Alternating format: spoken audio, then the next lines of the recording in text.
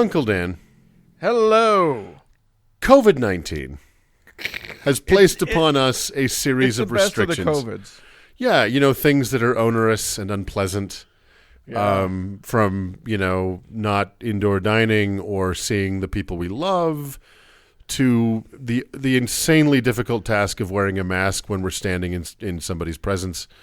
Oh, so hard. But none of that compares. Almost impossible. None of that compares to the restrictions that Uncle Mark have placed upon us. That's in right. trying to introduce his segment. Yeah, right. I'm going to surprise you guys. I just said there were two things they couldn't say, and we'll figure out what they are in a second. So, because I'm a bastard, Jumanji. COVID has turned me into a prick. So, is that fellas, COVID? Is that what did it? It's the COVID, Dan. Thank you. Did Yes, COVID yes. start? Did COVID start in 1968? A whole bunch of trouble started in 1968. That's what happened. Uncle Mark is old. So, fellas, we each have our own particular beats down here to the heretique. And as Doug likes to say, I think this is what he said, is that Dan brings the Bible, Doug brings the Christian nationalism, and I bring the dumb. So please put that on my headstone, by the way. Here lies Uncle Mark. He brought the dumb. But within our beats are kind of subcategories. In my case, it feels like a kind of accidental pattern of segments.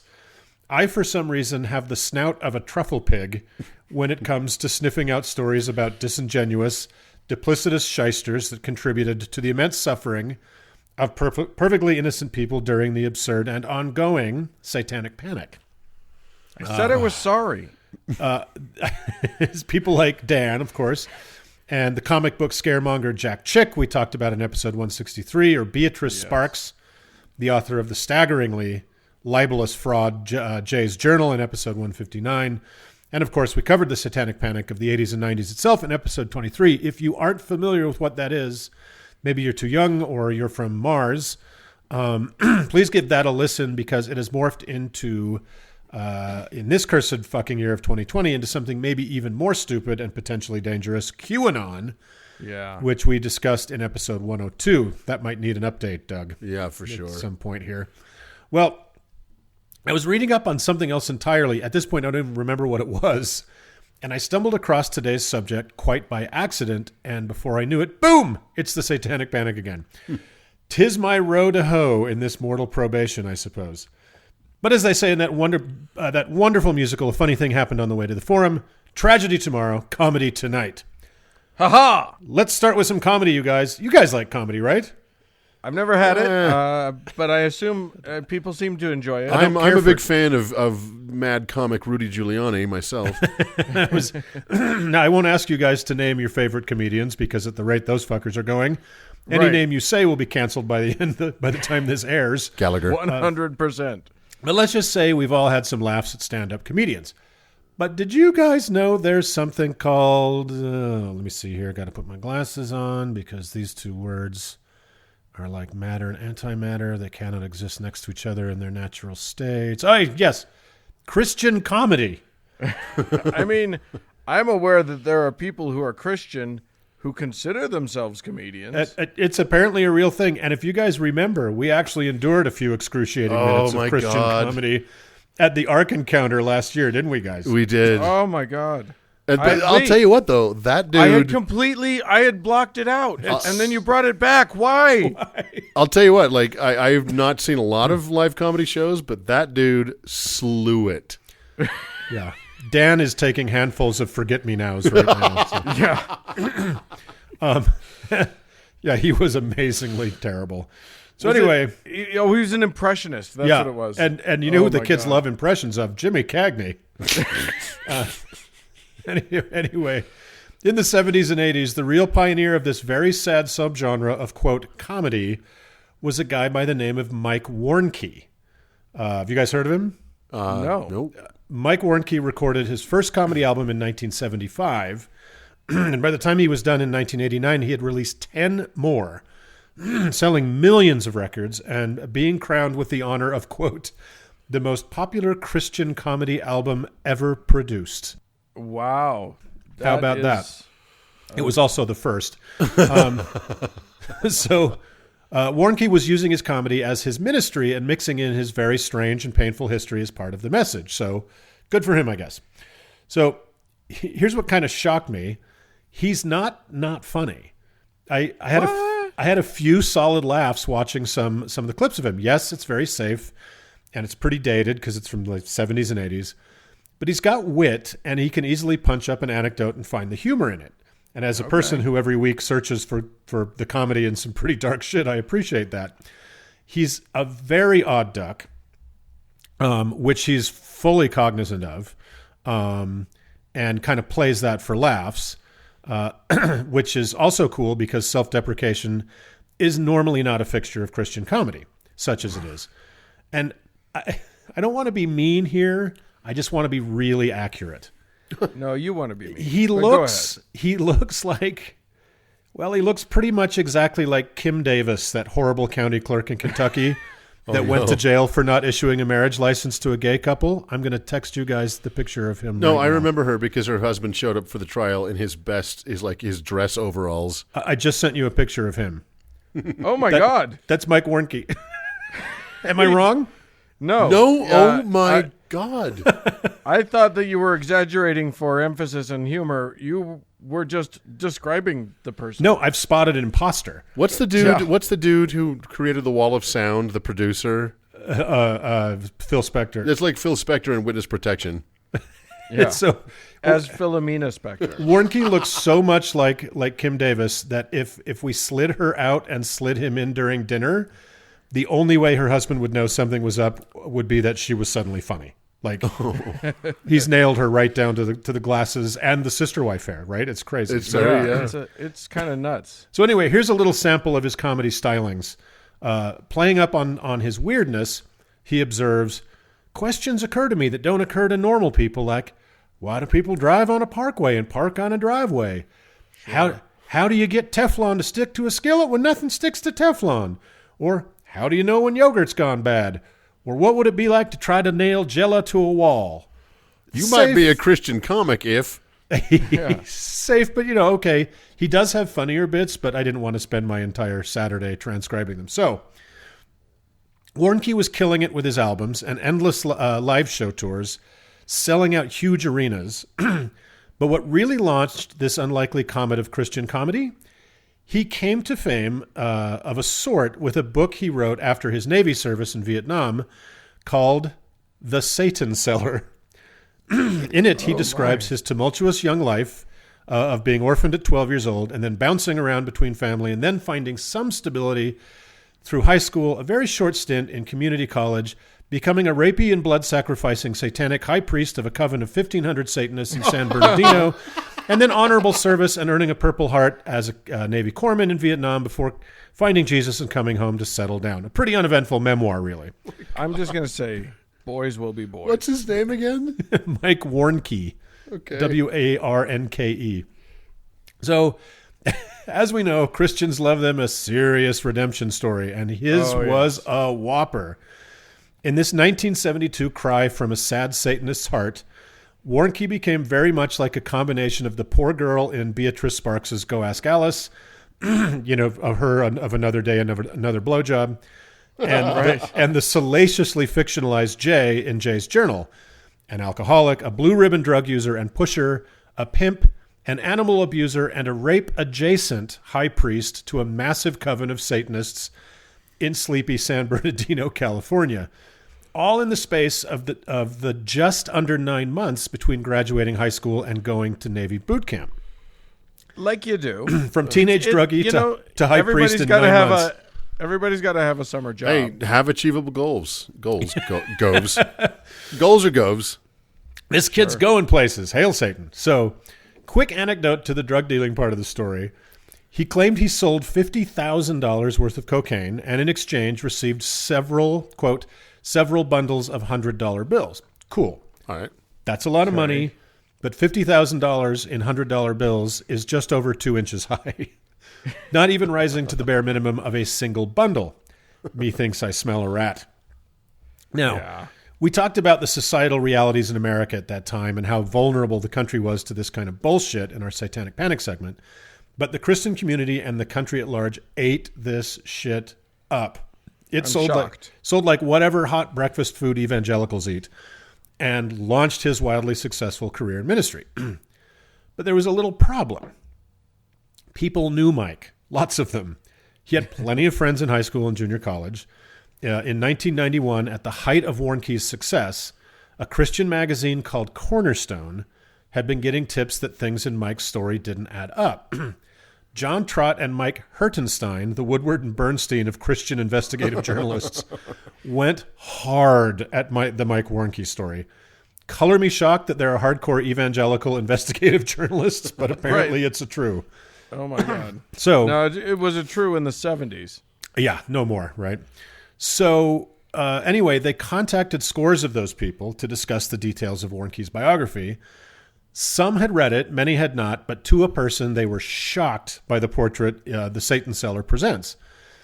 They universally said he was a storyteller and a fabulist, for sure, but not the person the book describes. In it, Warnke depicts himself as a falling down drunk with bleached hair down to his waist, covered in scabs from injected drugs, and hauntingly skinny from the speed he was hoovering, as well as wandering around with a revolver that he was apparently frequently pulled out and threatened people with.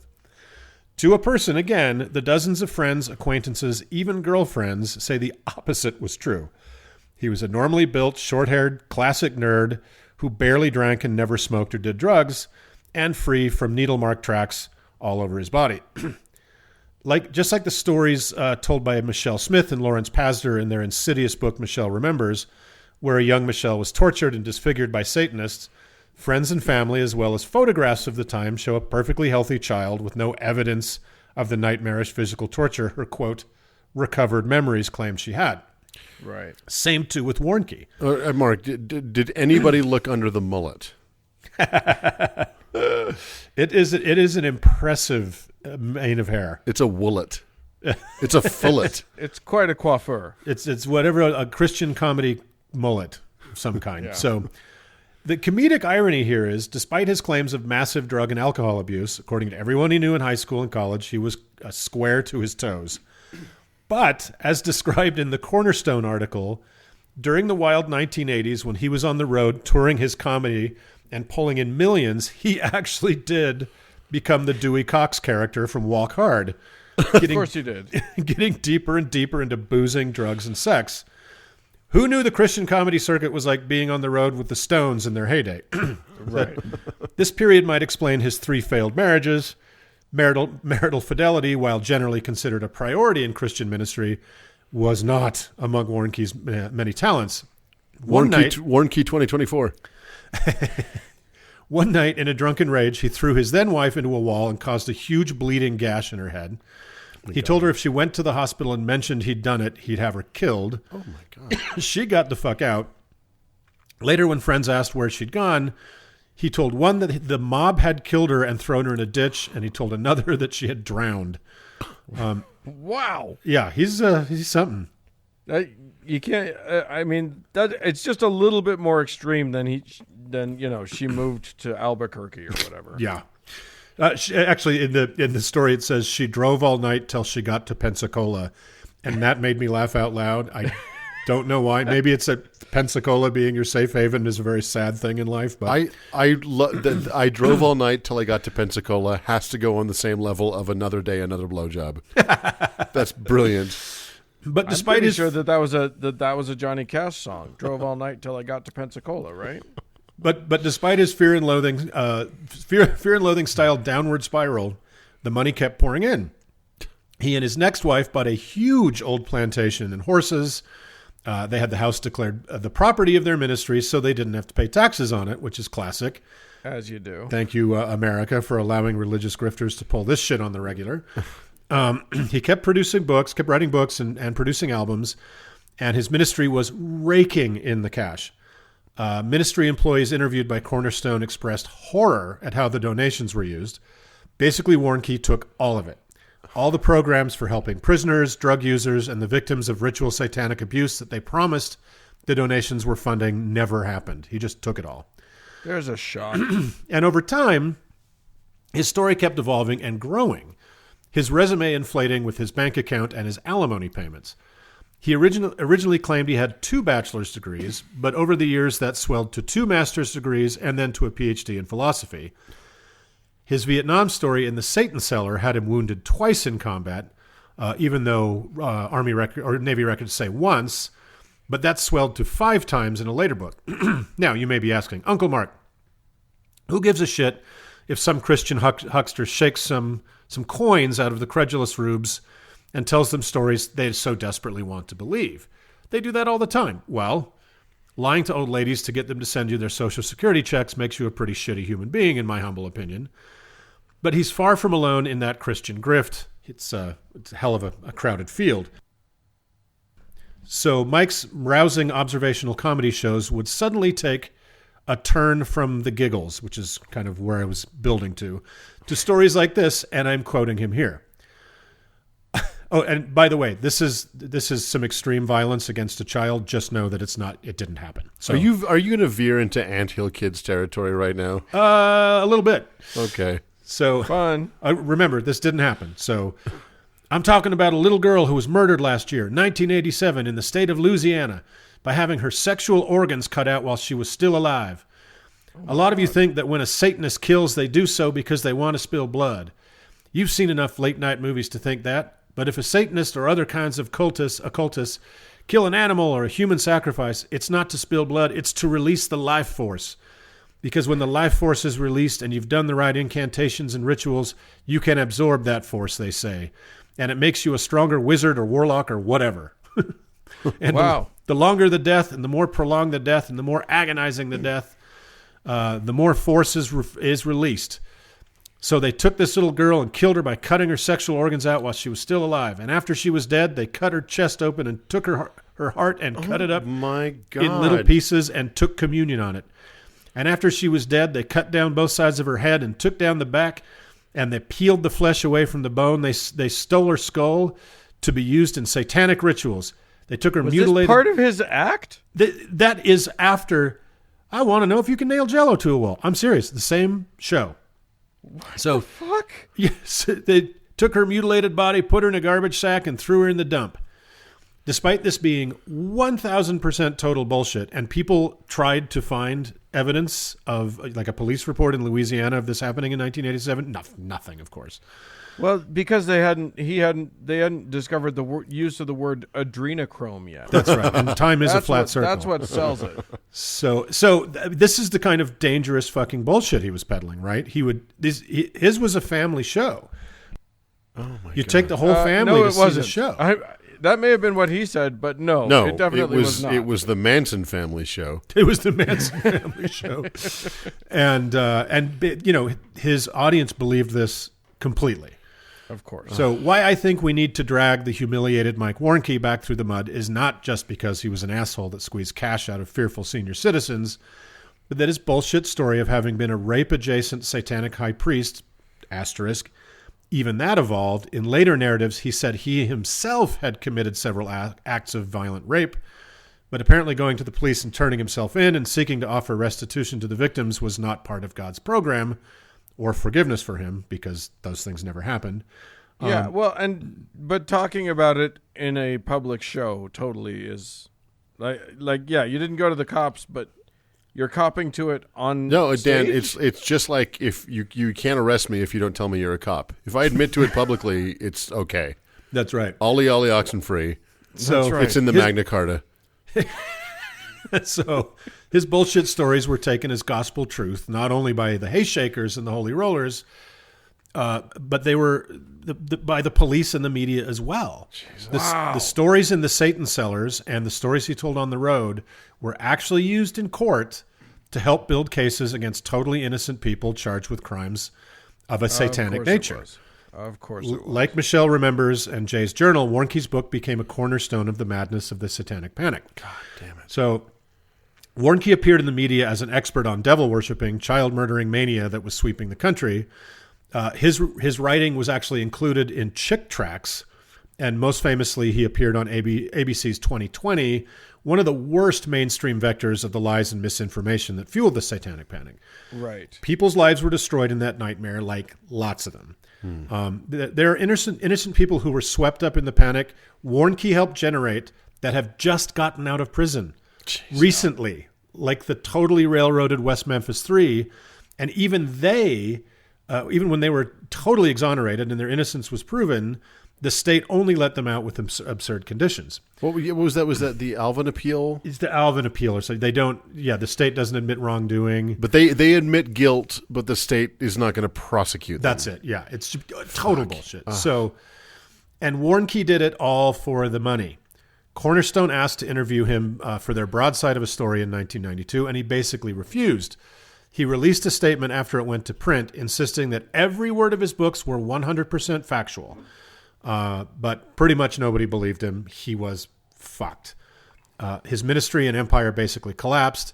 He's still around at 73, trying to gin up his old comedy career by occasionally playing small church meetings in Kentucky, but the magic's gone. So, what can we learn from this, guys?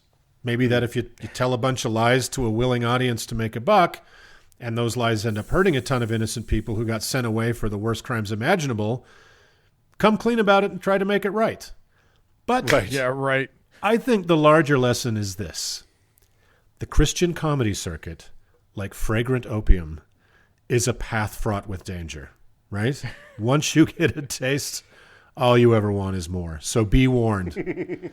Well, I'm just going to say this. You said Christian comedy, then you said, you hearkened back to an older time, and I suddenly flashed on the only comedian I can remember ever enjoying doing comedy that was sort of Christian-based, which was the fantastic show Bill Cosby himself. Now, that has soured some. So I think that the lesson here is clear that Christian comedians are all psychopaths. Yeah, so the filthier you are, the probably better person you are as a comedian. I just sent both of you a picture of Donald Trump's previous doctor. Yes. And you have to prove to me that it's not the same person That it's not in Mike the Warnke. seventh act of his life. So, yeah, that's it. So let us bid a hearty go fuck yourself to the high priest of nothing, guys, Mike Warnke. Yeah, fuck you, Mike. Oh boy! With that delight With gusto. in its place, let's move along.